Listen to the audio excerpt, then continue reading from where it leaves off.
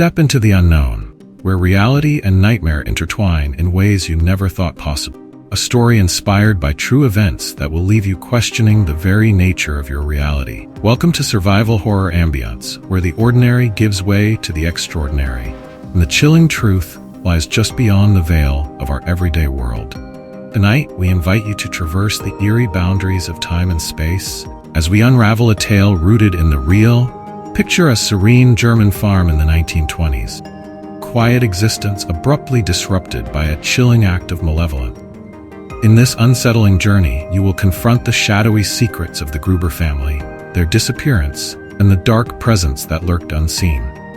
As you embark on this voyage into the heart of darkness, remember to like and subscribe to our channel, ensuring you never miss a descent into the unknown. The morning sun cast a soft glow over the Bavarian countryside, illuminating the fields and pastures that stretched out in all directions.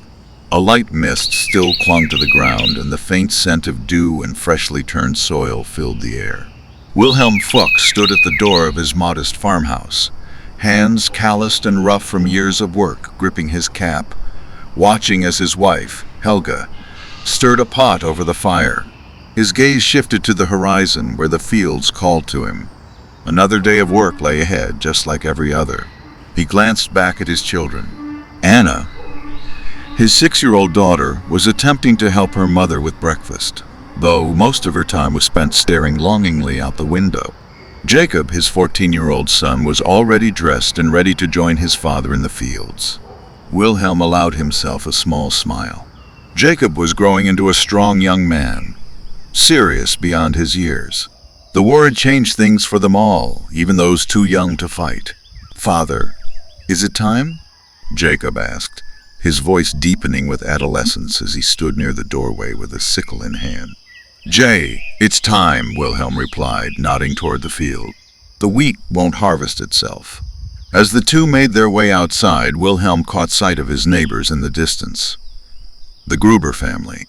Andreas Gruber, a man much older than Wilhelm but still sturdy for his years, stood by his fence, watching over his own fields with the same silent intensity Wilhelm often did.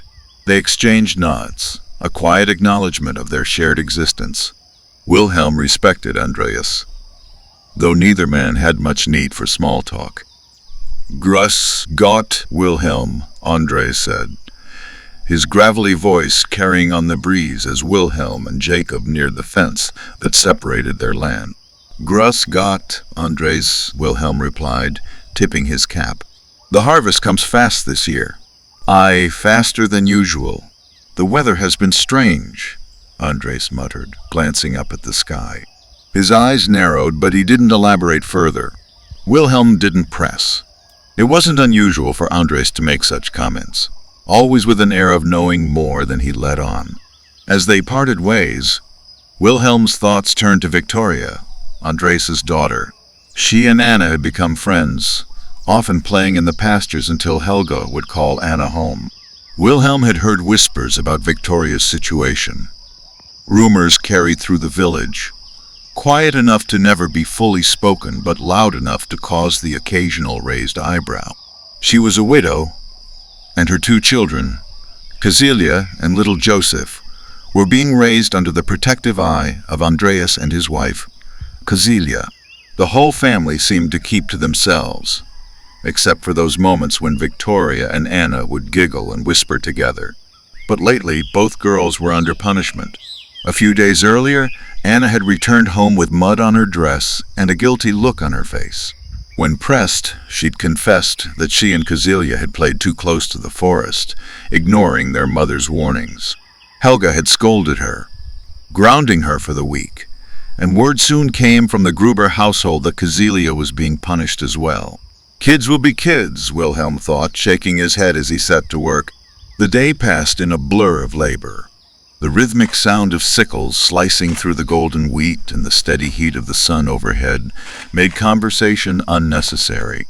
Wilhelm and Jakob worked in quiet companionship, broken only by the occasional grunt or word of instruction.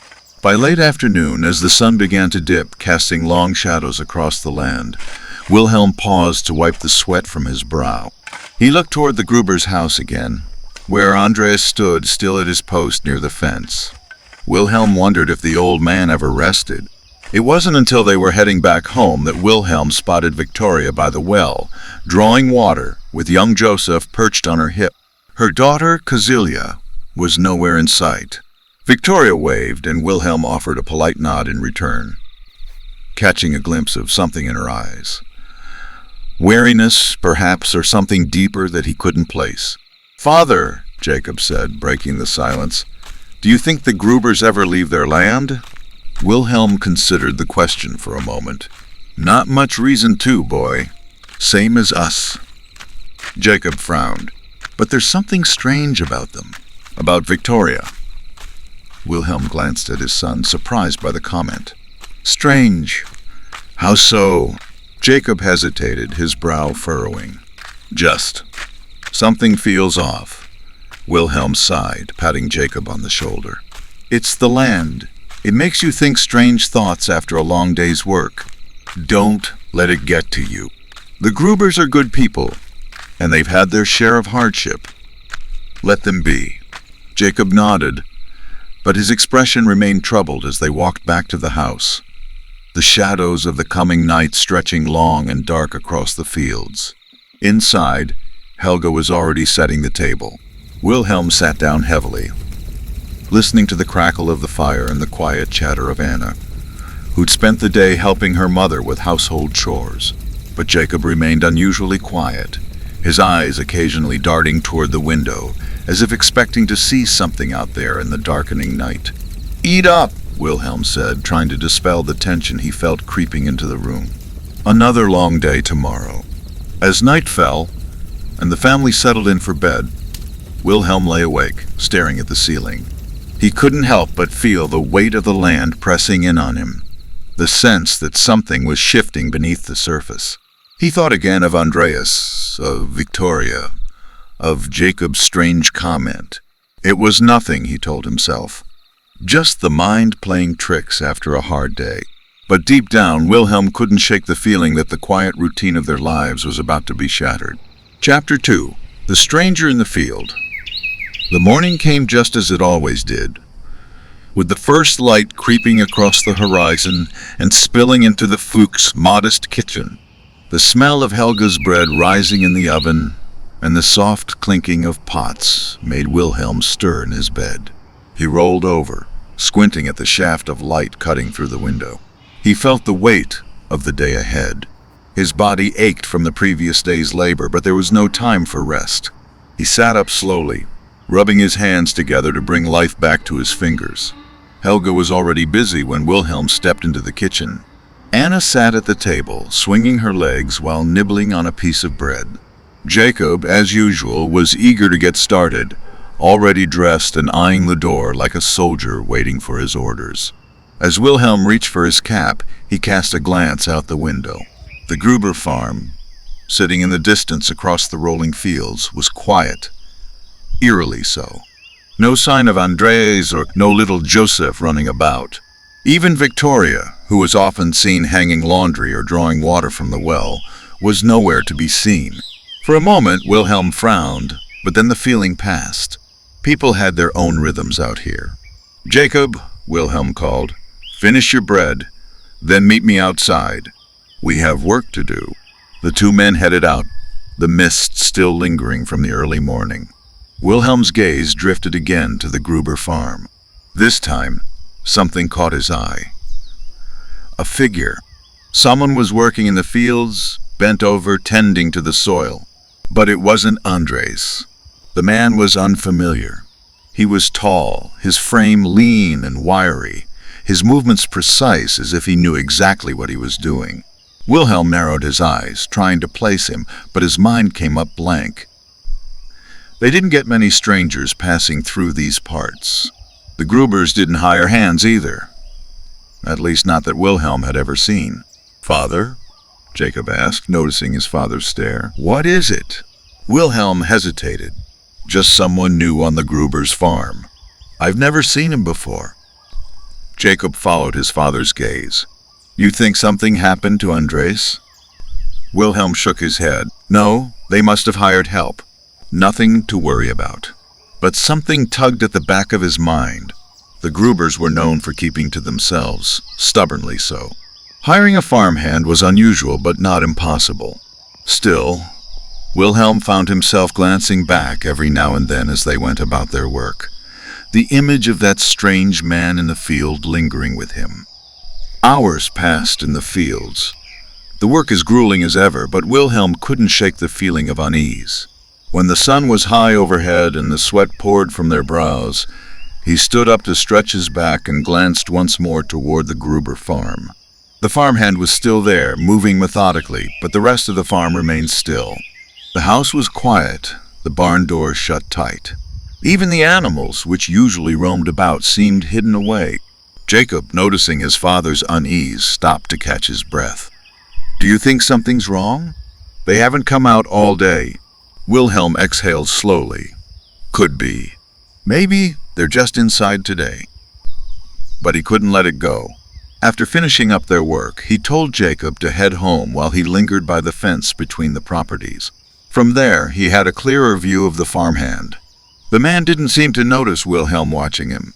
He was too focused, moving in straight lines as he worked the fields. Wilhelm considered walking over, maybe offering a hand, or at least introducing himself. It felt wrong to let a stranger work without knowing who he was. Just as Wilhelm made up his mind, the man straightened up. He turned slowly, as if sensing Wilhelm's eyes on him. The moment their gazes met, Wilhelm felt a chill crawl up his spine. The man's face was expressionless, his eyes dull, almost vacant. There was something off.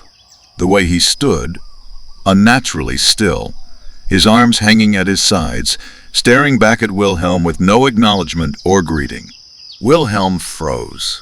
He didn't know why, but his instinct told him not to go any closer. Instead, he nodded curtly, tipped his cap, and headed back toward his own fields, though his pace had quickened. As he walked, his mind raced. What was wrong with him? He was a farmer, used to hard, quiet lives. There was no reason for suspicion, but the way that man looked at him, it was like staring into a void, empty. When he returned to the farmhouse, Jakob was already washing up by the well, but Wilhelm couldn't stop himself from glancing back at the Gruber's farm. The figure of the farmhand had disappeared, but the unease remained. "Father?" Jakob called. "Are you all right?" Wilhelm blinked, realizing he'd been standing by the well, staring into the distance. "I'm fine." But that night, Wilhelm lay awake again, his thoughts spinning. The absence of the Grubers gnawed at him. Where had they gone? And who was that man in their fields? Days passed, and the Gruber family remained unseen. Wilhelm kept watch, waiting for any sign of them. He asked Helga if she had seen them in the village, but she shook her head. No, not since last week. Victoria was supposed to come by for eggs, but she never showed. Wilhelm kept his thoughts to himself, but the tension was building, not just in his mind, but in the air itself. The weather was turning, too, the skies heavy with storm clouds that never quite broke. The sense of foreboding that had started with that first sight of the strange man in the fields seemed to be creeping into every corner of Wilhelm's life. And then one afternoon, while out in the fields, Wilhelm noticed something else. A thin column of smoke rising from the Gruber's chimney. The first sign of life in days. But still, no one came outside. No one tended to the animals. And the farmhand was nowhere to be seen. That night, over supper, Wilhelm finally voiced what had been gnawing at him for days. "Tomorrow," he said, looking across the table at his wife and children, "I'm going to check on the Grubers." Helga looked up from her stew, frowning. "You think something's happened?" Wilhelm hesitated. "Maybe. It's strange, Helga. No one's seen them in nearly a week. And they've got that man working the fields, but no one else is around." Jakob leaned forward, eyes wide with curiosity. "Do you think the farmhand did something?" "I don't know," Wilhelm said, his voice low.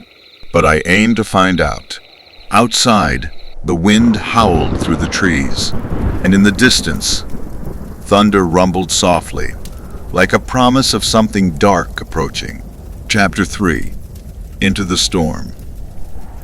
The morning was dark and brooding as Wilhelm and Jakob set out for the Gruber farm. The air was thick with the scent of rain, and heavy clouds hung low in the sky, threatening to burst at any moment. "We'll check in on the Grubers, see if they need anything," Wilhelm said, his voice low as they crossed the fields. Jakob, still quiet from the strangeness of the last few days, kept pace beside him.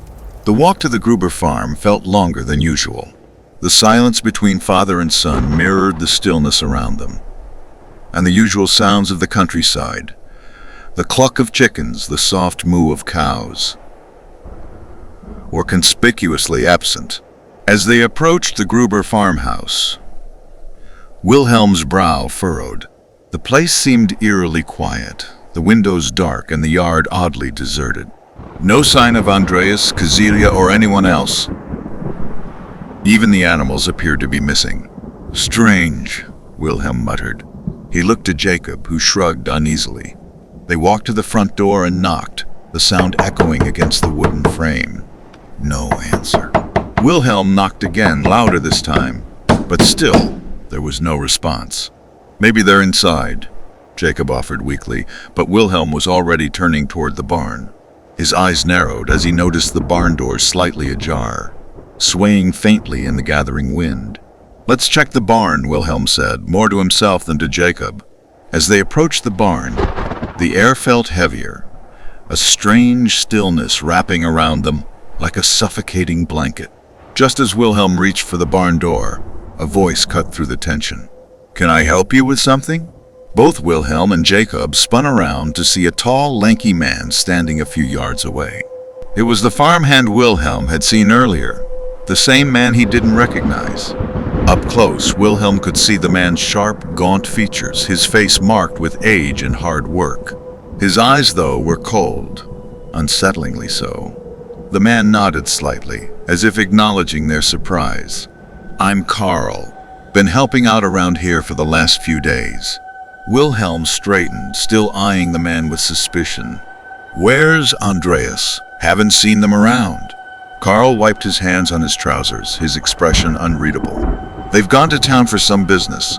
Left me to tend to things here." Wilhelm exchanged a quick glance with Jakob. Something about Carl's calm demeanor didn't sit right with him, though there was nothing outright wrong with what he said. Still, the farm felt off. "They've been gone a while," Wilhelm commented, his voice gruff. "Didn't expect them to leave the farm for so long." Carl's face remained passive. "Storms probably delayed them. They should be back soon." Wilhelm's gaze shifted back to the barn. "Mind if we take a look in the barn? I noticed the animals haven't been out." Just as Carl began to answer, Wilhelm heard his wife's voice carried by the wind. "Wilhelm, hurry home. The storm's coming fast." Both men turned to see Helga standing at the edge of the field, waving urgently. Dark clouds rolled in overhead, and the first few drops of rain began to fall, quickly intensifying. Wilhelm hesitated, his eyes flicking between Carl and the barn. Something gnawed at him, a deep-rooted suspicion he couldn't quite shake. But the storm was closing in, and Helga's voice was tinged with panic. "You'd better get going," Carl said, his tone casual. "This storm's looking bad." Wilhelm nodded slowly, still uneasy. "Tell Andreas and Kazilia to stop by when they get back," he said, his voice stern. "We'll check in again soon." Carl smiled, though it didn't reach his eyes. "I'll pass the message along." With one last look at the barn, Wilhelm turned to leave, Jakob following close behind. The wind had picked up, gusting hard as they made their way back across the field. The storm was moving fast now, the sky an angry shade of gray, thunder rumbling in the distance. By the time they reached Helga, the rain had begun to fall in earnest, fat droplets splattering against the ground. She ushered them inside, her face lined with worry. "Did you see the Grubers?" she asked as she closed the door behind them. Wilhelm shook his head. "No sign of them. Just that farmhand, Carl." Helga frowned, glancing out the window as lightning flashed in the distance. "I've never heard of him. "Neither have I," Wilhelm replied, his tone low. "But something doesn't sit right with me about that man." The rain poured harder, pounding against the roof in a steady rhythm. Wilhelm moved to the window, staring out into the storm. The Gruber farm was barely visible through the sheets of rain, but even in the distance, Wilhelm couldn't shake the feeling that something was deeply, terribly wrong. And in the fading light, he could have sworn he saw movement by the barn. The storm hit with a ferocity that shook the house to its core. Rain lashed against the windows, and the wind howled like a wild beast outside. Wilhelm and his family huddled together in the living room. The warmth of the fireplace, a stark contrast to the chaos outside. Helga and the children, Jakob and Anna, played a game of cards by the flickering light of a lantern. Their laughter and chatter filled the room, a comforting distraction from the tempest raging just beyond the walls. Wilhelm, his attention divided between his family and the storm, periodically glanced out the window, watching the sheets of rain dance across the landscape. The storm's fury grew as the evening wore on, the wind picking up strength. Suddenly, a loud bang echoed through the house, followed by a series of unsettling noises. Wilhelm tensed, his eyes narrowing as he looked toward the source of the disturbance. "It's probably just the wind blowing something loose," Wilhelm said, trying to reassure his family. "I'll go check it out." Helga looked concerned, but nodded. "Be careful out there." Wilhelm grabbed his coat and headed for the door, the howling wind nearly pulling it from his grasp as he stepped outside. The rain hit him like icy needles, and the wind was so strong it nearly knocked him off his feet. He squinted through the downpour, trying to discern the source of the noise. The yard was a blur of rain and darkness. Wilhelm's eyes finally settled on a small structure, possibly a shed or a barn, that seemed to be taking the brunt of the storm. As he made his way toward it, the wind carried an ominous rustling sound, and Wilhelm's heart began to race.